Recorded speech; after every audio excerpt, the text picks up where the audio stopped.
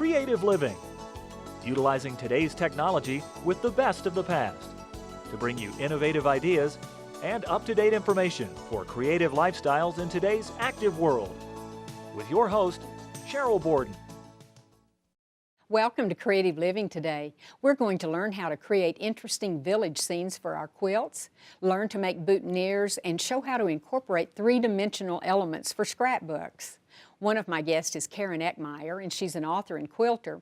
Karen's going to demonstrate a fabric collage of step and window shapes that magically turn into a village.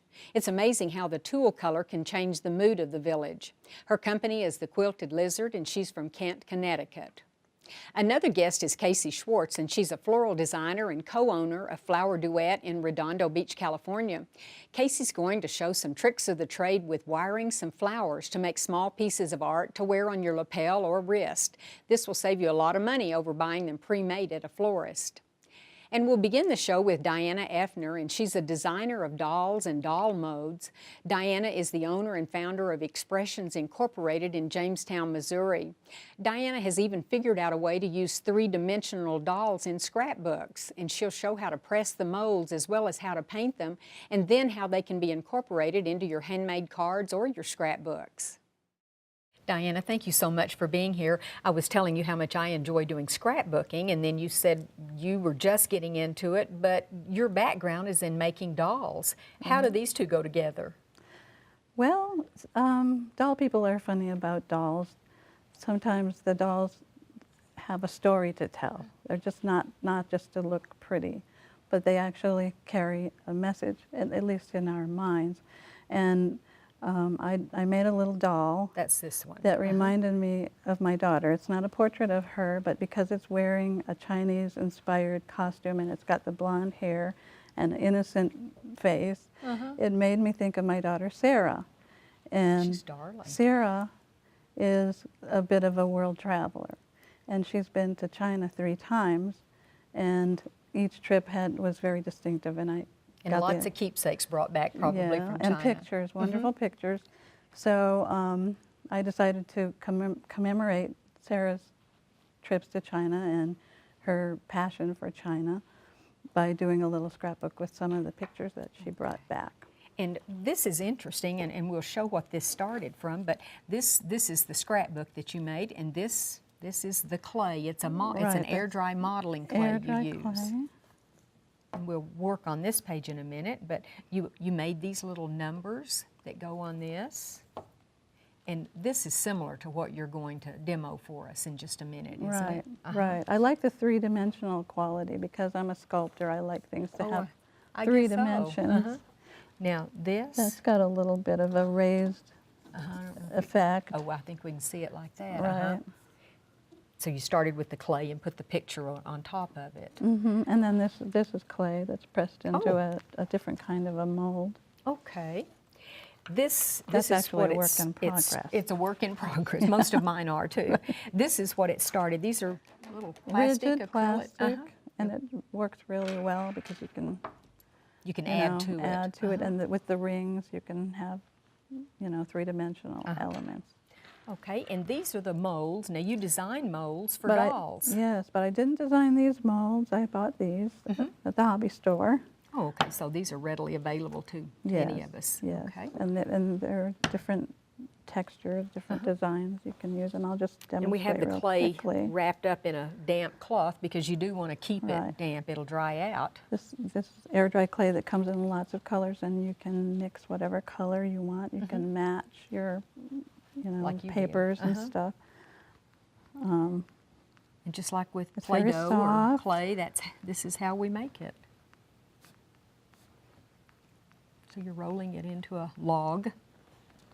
And then, I don't know if I got it big enough.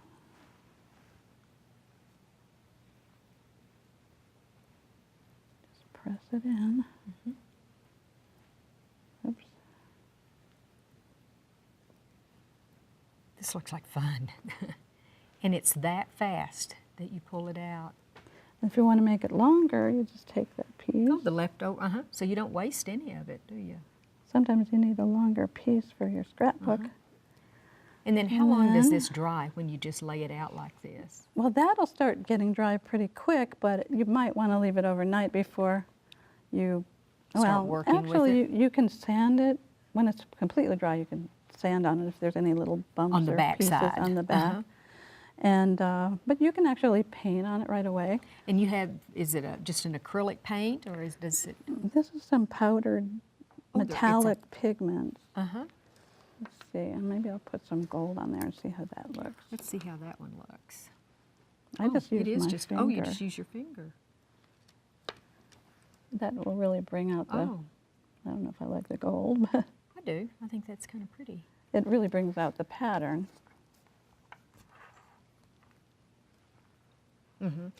Especially something like this that has multiple heights to it. It really highlights it. It's probably a good idea to glue it down so before you it gets might would glue completely it? dry. You can actually glue it while it's still Oh, I didn't know wet. that. And what type of adhesive do you use? I just like to school glue? use white glue.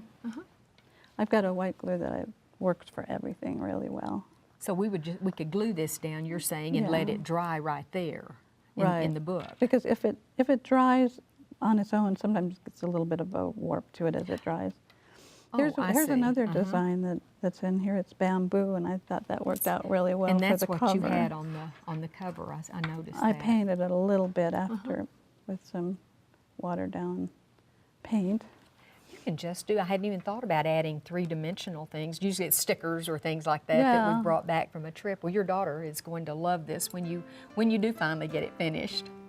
Well, thank you very much for showing us something new that we can make. Thank you for having me.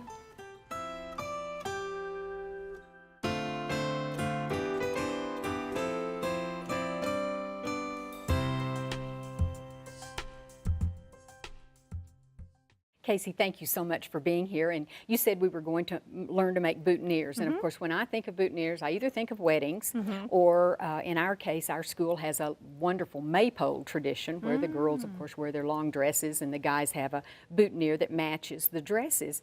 And I'm sure the florists make lots of money those times of the year, but it's not really that hard, is it? It's not that hard. It takes a few elements and the right kind of flowers to make it work. Oh, Roses are by far the easiest and best because they do well out of water. Because what you're doing is you're taking the little flower away from its stem, which has been sitting in water, and you're wrapping it up, you're sticking some wire in it and then wrapping it up with tape. And so it has to be able to manage out of water for a while. So it's important to find the right flowers that do that. So roses by far are great because they also, we're talking about color themes. Everybody wants a different color to go with their wedding. So with roses, you have a huge array of shades as well as the spray roses, which we're going to work with today. These are the smaller These are the smaller roses. ones. And these I find work great for like a ring bearer boutonniere. A little child. A little child, or even for the guys that maybe aren't wearing a tuxedo, that might be wearing maybe a looser shirt, like a Tommy Bahama sort of loose, comfortable shirt in the summer. A big, heavy rose or flower isn't going doesn't to, look appropriate. no, it's going to swing down and be too heavy. So something like this is a nice and light. Also for moms who are going to have a wrist corsage, or maybe even something that they're wearing, something chiffony or something, so it's nice to use something lightweight. So we're going to use this as that's a our good main point. flower, our spray rose, and then we're going to add a little bit of fun to it with some wax flower, little filler flower. And this is one I've just done. Pretty. Very simple, but to me, the fun thing about them is you can pull in so many different elements, and they just end up being little pieces of art and to wear. And Each one slightly different. each one's slightly different. So we're going to make a couple of those today. Okay. So what we need is some wire, and the kind of wire that we use for these, it has to be pretty bendable, but at least sturdy. So this is about a 24 gauge wire. And That's very thin. very thin, but 24. enough to hold it together.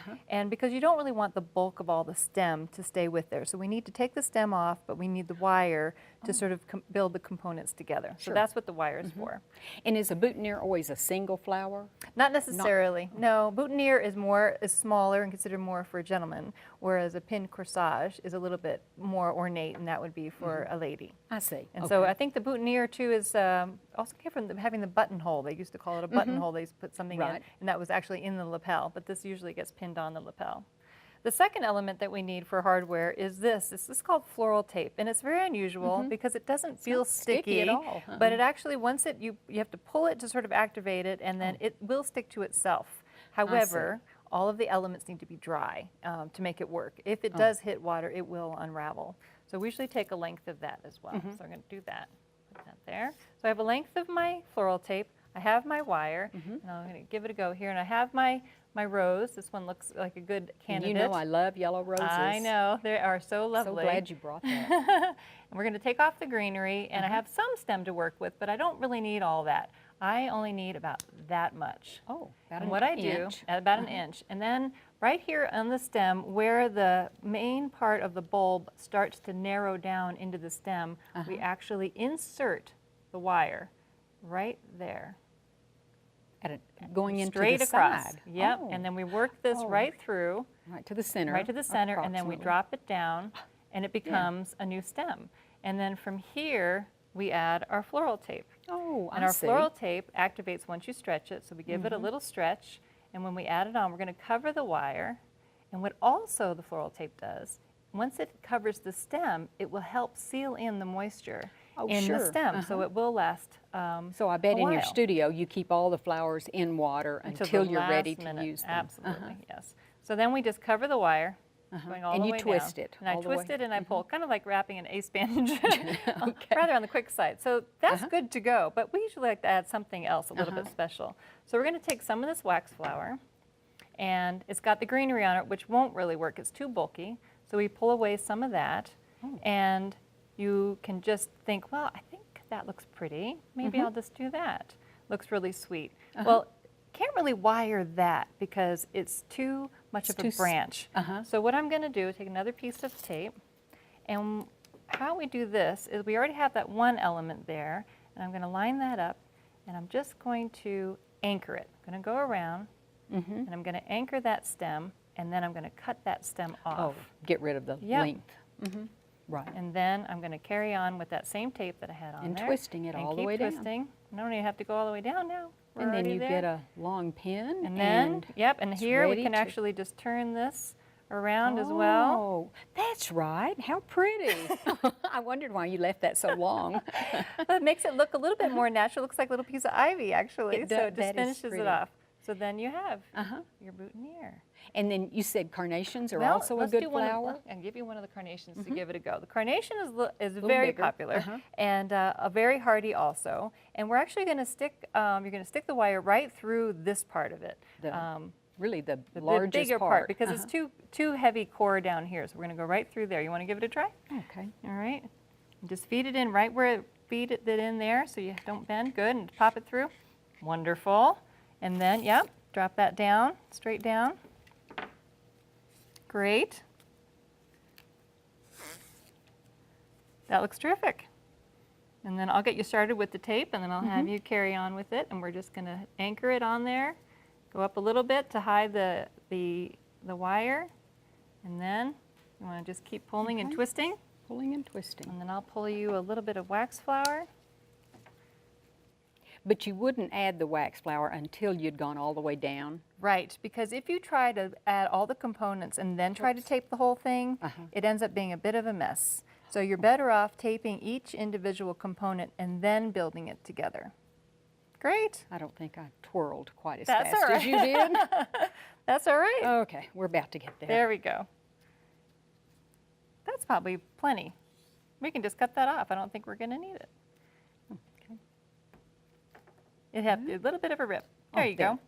And then we might decide, well, I think I want to have a little bit more going on there. So you could add a little bit of wax flower up there. You could do it in front like that. Sometimes if you just lay it on to see how it's going to look. And maybe we just anchor that piece right there. Would we ever want to put two pieces Yes, of we that? could indeed. So we could do that too. So I'm going to anchor this first one. Went around twice, anchored yeah, it, cut trim off it that off. excess. And then at this point, this is where you can add another piece. You don't have to go all the way No, around. we can just say, well, I think I'll just add this piece now, maybe to this side. Or we could do a whole collar of it all the way around if we so desired. So sometimes, you know, you have a client that just wants tons of this and tons Yeah. of that, and you just have to work it into the plan. Wow, and are these fast to make? Yes, How they're really fun. They're very meticulous. You have to have all your little elements, and then you wrap it Yes, around. I like that little twisting Very sweet. part. Well, thank you so You're much, so Casey. welcome. I appreciate knowing how to do this. Thank you. You're welcome.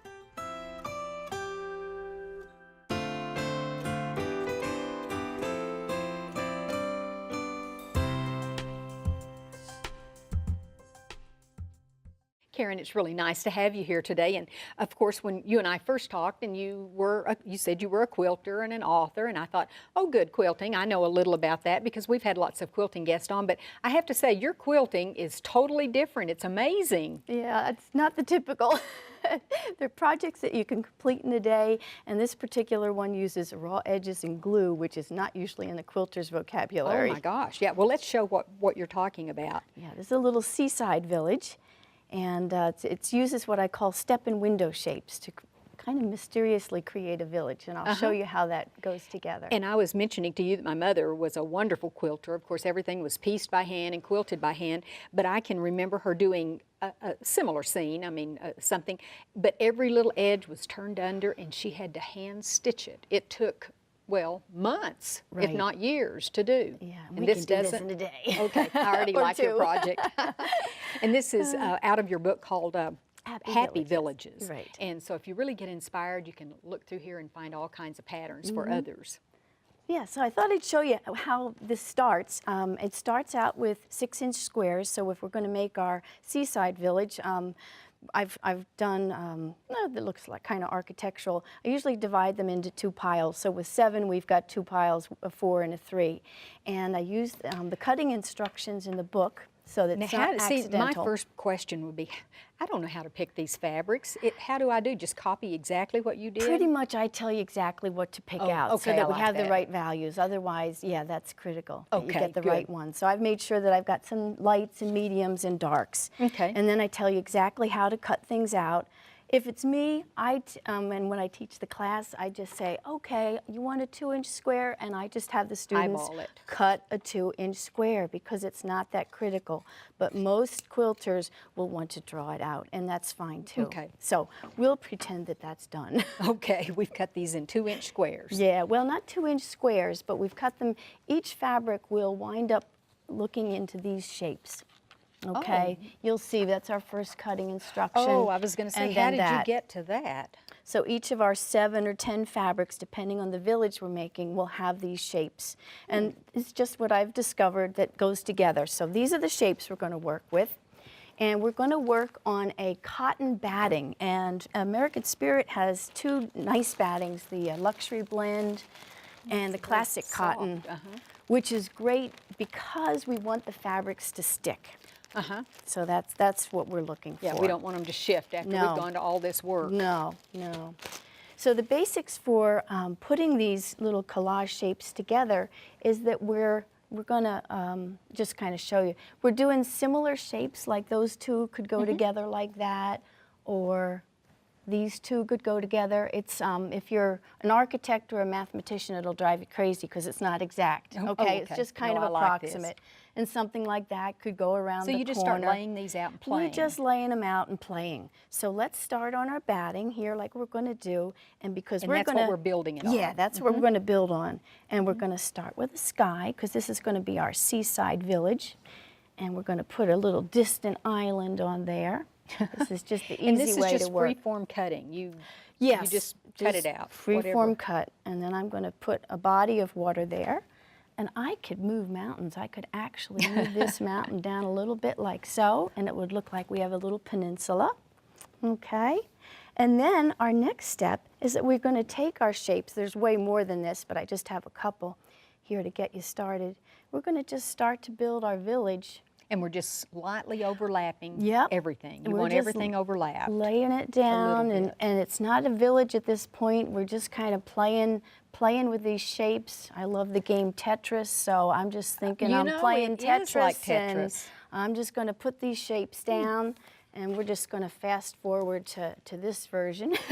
Oh, okay. Okay, because that sometimes Well, it's takes making a a little while. more sense now. Okay. Well, and usually my students are really frustrated at this point. They says, it doesn't look like a village, because it doesn't. And now we want to just use a little glue base under each Oh. piece just to hold it in place. So we don't want to pin it down. We're just no, going to and you can see things touches are of loose, glue. but it will hold in place. So that if you take it to the machine. Yeah, that's the test. Now, to make it look like a village, we're going to add triangles, half circles and trapezoids, and we're going to use our rotary cutter with the wavy blade Oh, I have to one of make those. neat shapes. Like here we have some really neat shapes, and these are what we're going to add to our village to make it start to look like one. Okay, so that's what that blade's good for. Yeah, I yeah, I always tend to- wondered. Yes, I've always wondered what I'd use it for. Okay. So, you know, where do I put a village? So, I mean, where do I put a rooftop to make it a village? And I can just put it on any flat horizontal spot, something like that. You see It's a that? rounded dome. Yeah, just kind of play in here. It's a great kindergarten class. Most of my classes are kind of kindergarten oriented. You don't have to. Good. Maybe Just there's kind of, hope. just do kind of things like this. And if it's got 2 levels there, we can kind of make it a castle. Kind of do these things. I'm just kind of putting some of these shapes down. And it's starting to look like a village, don't you Yeah, think? it's starting and maybe to that's look a like castle. something. Can have like a little turret. And Okay. we just have raw edges. This is what seems so Just- odd to me. Okay, Yeah, I'm isn't ready. that creepy? And then we can add some circles, have a little clock tower. We can cut shapes like this. They could, you know, they can go pretty much anywhere. A lot of times I'll have them coming out to the water. Looks like a bridge. Oh. It could be over in this section, who knows? But wherever you And then the these insides, pieces, you can use those yeah, too. you can use those little pieces, and then we could add our palm tree, and we could have a lot of fun And that with was, that. all of these little things were cut, again, with the rotary cutter and Right. changing the blades. Right. And so here I've gone ahead and I've completed our scene. Okay. And lightly glued yes, it. and there's our palm tree. So we've got our village all of a sudden. That's amazing how that turned out to where I can see what it is now. Yeah, now you can understand. And now we have to decide what color of tulle. And tulle is the very fine netting. We want something that's really fine. You know, I had not realized that was tulle. Then it was the right color. Yes, Phew. it was. I didn't realize that. Okay. So the right color is one that you don't know is there. So here's blue, and I'm not sure the camera's going to pick this up, but that looks pretty nice. Well, yeah, And so 'cause you that can't see it. Yeah, but you know what But color? it gives it a little bit of a glisten. I like tulle. And some of them do have a glisten to it, and some are more of a matte. So that'll read differently. Here's Oh, so red. there's red. Will change the time of day. Can you see how that? It Oh, it changes the does. sky Sunset. to purple. Yeah. And a black tulle is really super because it makes the colors pop. So there's all sorts of different colors. So you just have to audition. Just audition them. Audition See and- which one's chosen. Exactly. And then once you've decided, you're going to layer it with your bottom fabric, or sometimes I'll do felt, and quilt. You quilt around the edges. Let me show this Right. again. Because now that I can see the tulle, I Now that you didn't know see it's it there. at all. And then quilting just around the edges will hold that shape in place, and it looks as though we've turned our edges under, and we haven't. It does. So that's the only time we need our sewing I am machine. so amazed that this actually works. And there's a finished version. And so this is a small one. And that's the good thing about doing these at home. You can make them fit your decor, or Yes. if you wanted this for a pillow top or, Right. or whatever. Right, a village to go with your couch. A village, right. And let's just show a couple of others too, because Yeah, we have these a are little just sandcastle, beautiful. just working with the sandcastle colors. That's amazing. And this has a sparkly tool, really sparkly And tool it is on the it. sparkly tool. Yeah, The yeah. other has a little bit of a sparkle. And here I've started with a photograph transferred to fabric and created an actual photograph. Right. Uh-huh. And working from that color Oh, palette. and look at all these blacks and grays and browns and And you Ooh, can that's do this any beautiful. size you want. So, and you can make a little postcard size. and a lot of people like to do they things love for to holidays. Halloween and gingerbread villages and you name it, if you can do it. Just Well, cutting. Karen, this is just amazing. Oh, and I love the shapes. way the Isn't spider that webs. fun? They just stand out so much. Well, thank you so much for showing us how My to make pleasure. happy villages. It does certainly look like fun. It is. I hope you enjoyed the show today. Next time on Creative Living, we'll learn how to make some beautiful fondant oriental designs for cakes and talk about aromatic skincare. One of my guests on the next show has been on many times, and we're always amazed at what new tips and techniques she'll have for candy making or cake decorating. And next time, she's going to show how to create oriental designs for cakes using fondant, a gum paste mold, and buttercream icing. And when you work with fondant, it makes cake decorating very professional looking. We'll also talk to a woman who is an aromatic alchemist and natural perfumer. She'll explain what essential oils and base oils are and tell why they're ideal for various skin types, especially for dry or mature skin. And since this guest has lived in many parts of the country, she has some great ideas for super moisturizing formulas for facial skin, for the body, and for your hair. She'll show how to use these formulas for a beautiful glowing appearance regardless of where you live. Both of these topics will be featured on the next Creative Living show. If you ever have comments or suggestions or ideas for shows, you can email me at sheryl.borden@enmu.edu. I'd also like to ask you to become a fan of Creative Living on Facebook. Just go to facebook.com and in the search window, type in Creative Living with Sheryl Borden. Thanks so much. I hope you'll plan to join me next time for Creative Living. We are very pleased to offer a new booklet that accompanies this series of Creative Living. This booklet is titled the 6500 Series, and it features a wonderful collection of ideas and information, and it's available free of charge on our website. Posted as a PDF file, you can simply download the entire booklet, or just the segments you're most interested in. As with all of the Creative Living booklets, you'll find information on foods and nutrition, clothing and fashion, health and beauty, home decorating, and much more. For your copy of this booklet, go to our website at KENW.org and then click on Creative Living. Scroll down to the booklet section and you can click on this booklet or any of the other booklets we have available online. Once again, just go to KENW.org, click on Creative Living, and download the booklet, titled the 6500 Series. We also want to encourage you to sign up for our free e-newsletter. Just click on the Sign Up Now button and input your email address. That's all there is to it. You'll enjoy reading an up-to-date newsletter filled with interesting topics and information. Thank you.